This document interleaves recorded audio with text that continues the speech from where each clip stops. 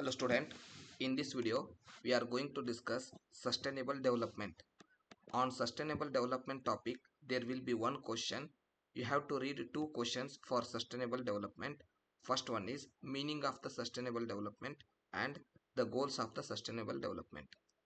First meaning, it is a development that exists for a long time and it is continuous development without interpretation.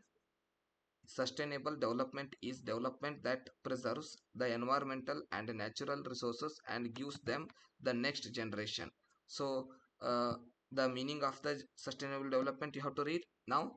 Goals. So, the goals of the sustainable developments are building a poverty-free system, building a hunger-free system, good health, quality education, gender equality, clean water, sanitization, good power supply, economic development, invention of industries, eliminating inequality, cities and community development, utilization and production improvement, weather protection, protection of aquatic organisms, living on land health, wealth.